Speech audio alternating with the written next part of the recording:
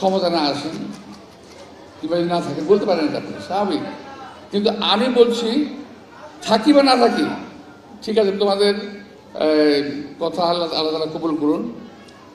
তো এই প্রোগ্রাম হতেই থাকবে এবং এর চেয়ে তো ভালো হবে আশা করছি আমি, এবং তোমরা সবাই আবারও আসবে, আগামীতে আমরা আরও ভালো প্রোগ্রাম করবো।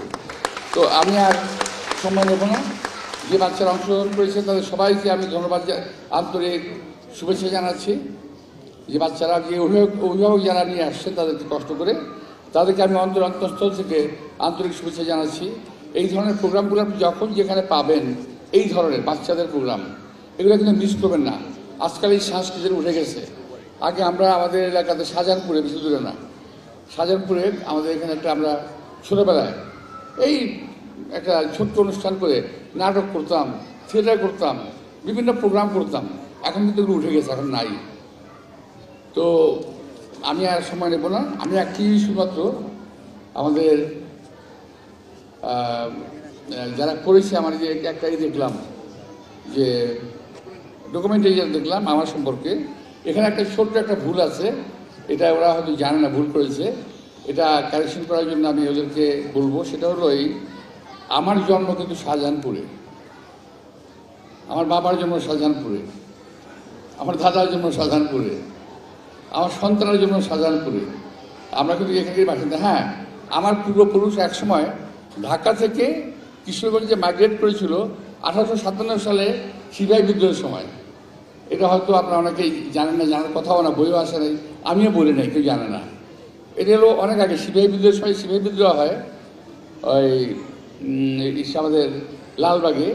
তখন যাদের ফাঁসি হয় তার মধ্যে দুজন ছিল আমরা পরিবারের ওই সিপাহী বিদ্রোহের মধ্যে, আর দুজন ওরা পালিয়ে গিয়েছিল। একজন কিশোরী আশ্রয় নিয়েছিল, আরেকজন কোথায় গেছে সে সম্বন্ধে আমার জানা নেই। তো ওখান থেকে পরবর্তী পর্যায়ে আমাদের আবার ঢাকায় ব্যাক করা হয়। তো ওই কারণেই অনেকে আমাকে মনে করে কেউ কিশোরগঞ্জের, কেউ বলে ঢাকার। যাই হোক, আমি দুই জায়গারই, আমি দেশের, কোনো অসুবিধা নেই। কিন্তু আমার জন্ম ঢাকাতে এবং এই জায়গাতে শাহজাহানপুরে।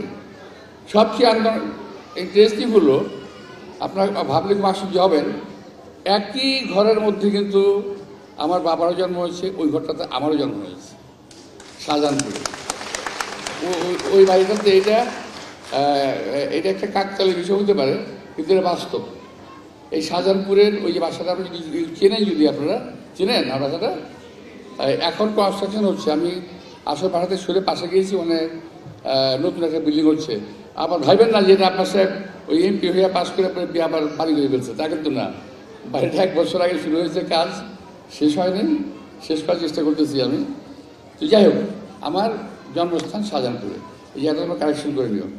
আপনাদের সবাইকে আন্তরিক শুভেচ্ছা এবং কৃতজ্ঞতা জানিয়ে আর বক্তব্য শেষ করছি।